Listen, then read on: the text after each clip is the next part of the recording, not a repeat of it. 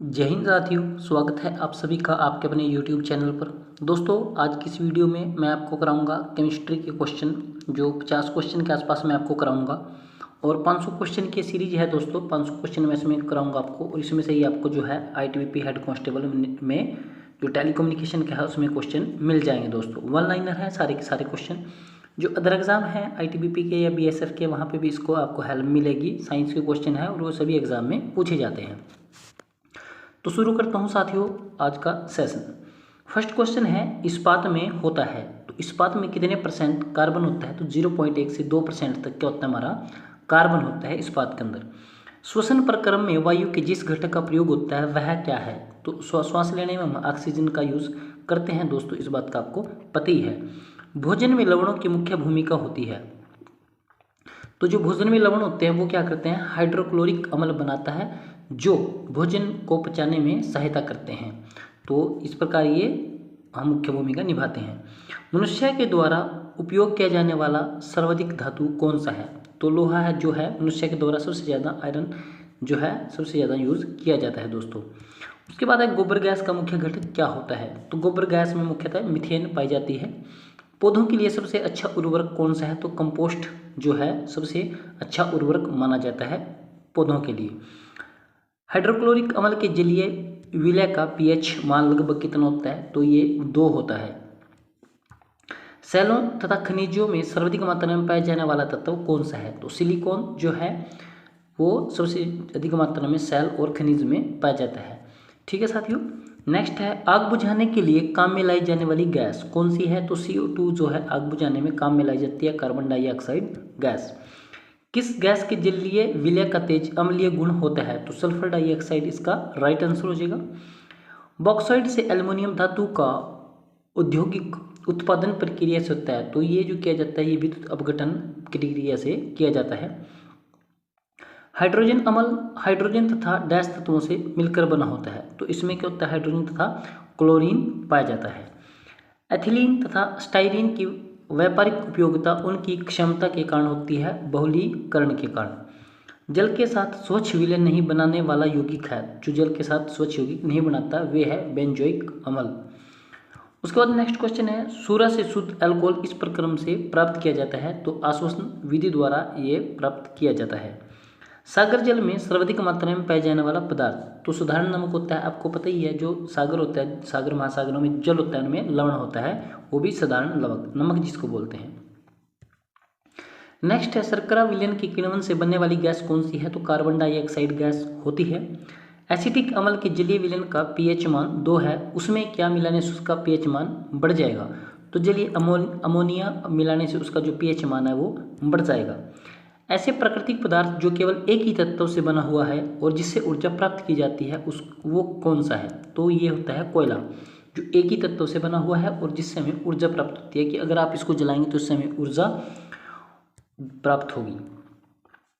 Petrol से लगी आग को बुझाने के लिए प्राय जल का इस्तेमाल नहीं किया जाता है, क्यों? क्योंकि दोस्तों आपको पता है जो पेट्रोल है वो जल से हल्का होता है, एमिशन नहीं होता है और जल की सतह पर जो है तैरता रहता है, और जिसके कारण इससे आग जो है नहीं बुझेगी। नेक्स्ट है, औद्योगिक रूप से विद्युत अपघटन द्वारा बनाए जाने वाले पदार्थों का समूह है। तो कौन कौन से पदार्थ हैं दोस्तों? ये है कास्टिक सोडा है, औद्योगिक रूप से बता रहा है, क्लोरीन है और आपका एल्युमिनियम है। पर्यावरण का प्रदूषण को करने वाली गैस कौन सी है? सल्फर डाइऑक्साइड है, जो पर्यावरण प्रदूषण का कारण बनती है।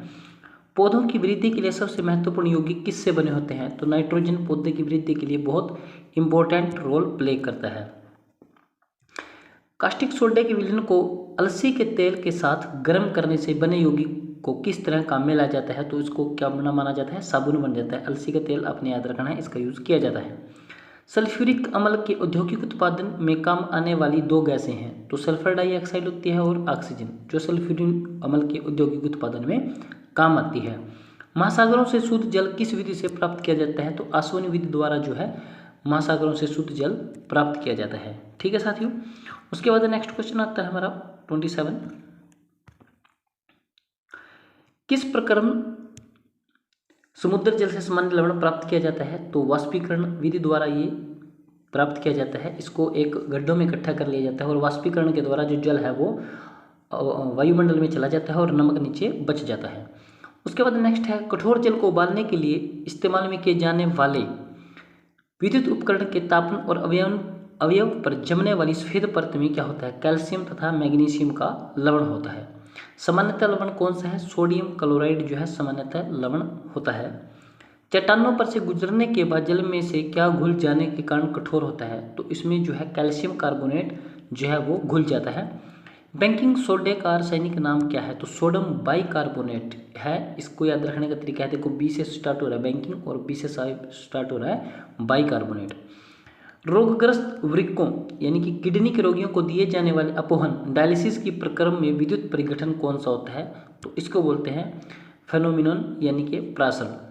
बारूद का मिश्रण बना होता है, तो बारूद में क्या होता है? आपका नाइट्रेट होता है, सल्फर और काठ कोयला होता है, ये चारकोल जिसको कहते हैं। कपड़ों के रंग का विरंजन करने वाला अभिकर्मक रिजेंट क्या है? तो सल्फर डाइऑक्साइड ये होता है। उसके बाद है, किसी ठोस वस्तु को गर्म करने से उसका सीधे गैसीय रूप में परिवर्तित हो जाने पर प्रक्रम कहलाता है ऊर्ध्वपातन। और कपूर इसका उदाहरण है दोस्तों। जब आप घर पे हवन पूजा पाठ करते हैं तो कपूर जलाते हैं तो वो सीधा जो है ठोस से मतलब गैस में परिवर्तित हो जाता है और किसी प्रकार की राख या कोई अंश नहीं छोड़ता। उसके बाद है, सिल्वर हैलाइट का उपयोग फोटोग्राफी प्लेटों में होता है क्योंकि वे होती हैं रंगहीन। कैसी होती हैं? रंगहीन। उसके बाद वृक्षों के समीप या उनके नीचे रात को नहीं सोना चाहिए क्योंकि रात को जो वृक्ष हैं वो CO2 यानी कि कार्बन डाइऑक्साइड गैस छोड़ते हैं जो मानव स्वास्थ्य के लिए हानिकारक होती है दोस्तों। वैज्ञानिक उपकरणों में पराबैंगनी किरणों को गुजारने के लिए सिलिका का शुद्ध क्रिस्टल रूप है क्वार्ट्ज कांच। नेक्स्ट है, हरे फलों को पकाने के लिए काम में लाई जाने वाली गैस। तो एथिलीन गैस जो है हरे फलों को, जैसे कच्चे आम को पकाते हैं, अंगूर को पकाते हैं, केले को पकाते हैं, तो एथिलीन गैस का प्रयोग किया जाता है। शुद्ध सोना जो है कितने कैरेट का होता है? तो 24 कैरेट का जो है शुद्ध सोना होता है साथियों। सर्पसिल क्या है? तो ये एक प्रकार का प्रशांतक होता है। मलेरिया रोधी औषधि के रूप में काम आने वाला यौगिक जो मलेरिया में यूज होता है क्लोरोक्वीन, उसको क्या बोला जाता है? क्लोरोक्वीन। मानव के द्वारा सर्वप्रथम प्रयोग में लाई गई जैव धातु तांबा, ये सबसे पहले जो आज के टाइम में आप यूज़ करते हैं वो आयरन का सबसे ज़्यादा यूज़ करते हैं दोस्तों, ठीक है साथियों। और जो सबसे पहले यूज में लाया गया था वो कॉपर लाया गया था। सर्वाधिक आघातवर्ध्य धातु कौन सी है? सोना, ठीक है दोस्तों। ये सबसे आघातवर्ध्य धातु है जिसकी आप पीटकर चादरें बना सकते हैं पतली से पतली। उसके बाद है, कृत्रिम तौर पर गैसोलीन उत्पादन के औद्योगिक प्रक्रम को कहते हैं, इसको बोलते हैं फिशर ट्रप्स प्रक्रम। नेक्स्ट है, नदियों का जल वर्षा के जल से कठोर होता है क्योंकि इसमें क्या होता है? जो नदियों का जल है उसमें क्या होता है? कैल्शियम होता है और मैग्नीशियम के लवण होते हैं। मानव रक्त का pH मान कितना होता है? तो ये 7.4 या फिर लगभग आप इसको बोलते हैं 7.4 होता है वैसे दोस्तों, तो 7.5 भी कभी कभार दे देता है। नेक्स्ट है, एस्बेस्टस कारखानों में काम करने वाले मनुष्य वायु प्रदूषण के शिकार बनते हैं और ये जो एस्बेस्टस है उसके शरीर के किस हिस्से पर प्रभाव डालता है? तो ये मनुष्य के फेफड़े पर प्रभाव डालता है। अपोहन ये याद रखना आपने, डायलिसिस बोल देते हैं इसको, वह आपने डायलिसिस सुना होगा पर इसको अपोहन भी बोलते हैं। उन रोगियों को किया जाता है जिनको वृक्क जो है खराब होता है। उसके बाद लास्ट क्वेश्चन है आज का हमारा, भारतीय केंद्रीय औषधि अनुसंधान। तो औषधि अनुसंधान, औषधि कहाँ मिलेगी आपने? लखनऊ में। और लखनऊ कहाँ पड़ेगा आपका? यूपी में। तो दोस्तों आज के ये कुछ इंपॉर्टेंट क्वेश्चन थे, 50 क्वेश्चन मैं 50-50 करके आपको कराऊंगा।